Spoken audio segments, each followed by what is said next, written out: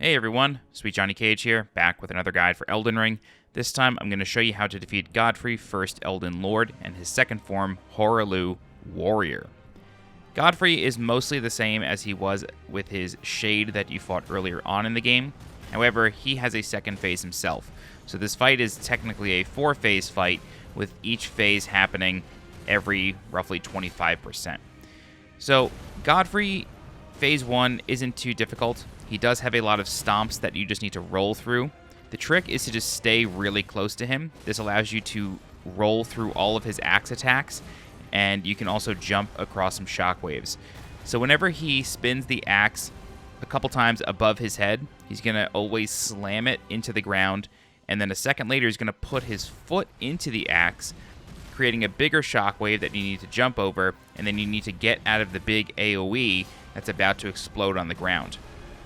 You'll notice that I'm alternating between rolling through the shockwaves and jumping over them. If I'm close, I'm going to roll them.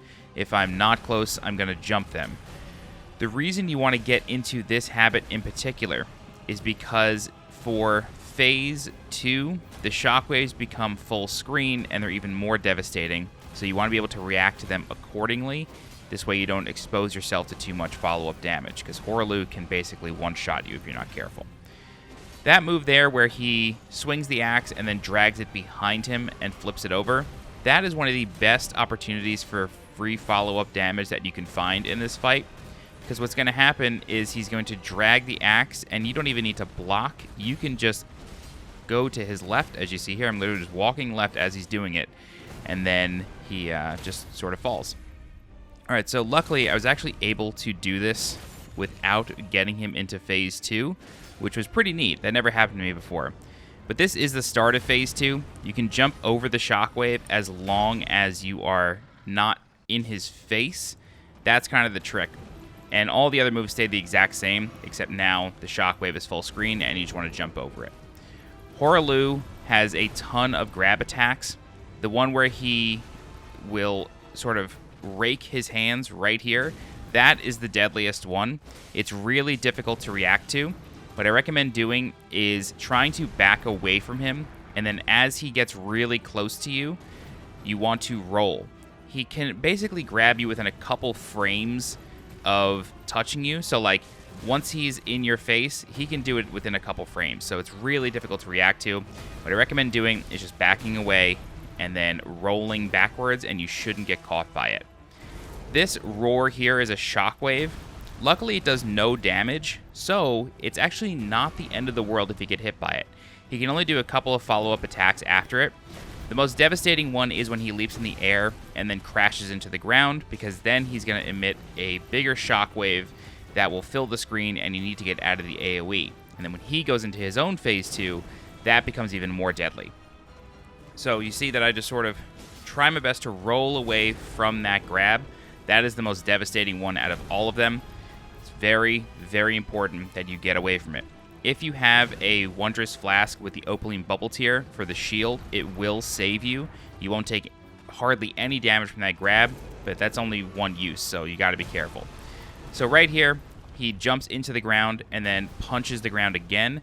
That second punch, if you are close to him, can deal damage to you and knock you down, more or less sealing your fate, because then the big shockwave is going to come and you're not going to be able to get away from it.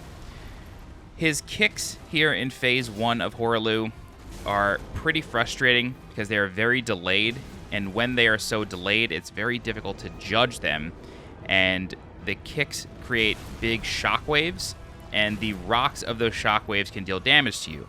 So it's very important that for those shockwaves in phase 1, you roll forward and not backward. If you roll backward, you are going to take damage from the rocks that spawn out of the ground. So always roll into those shockwaves or jump over them if you are far enough away.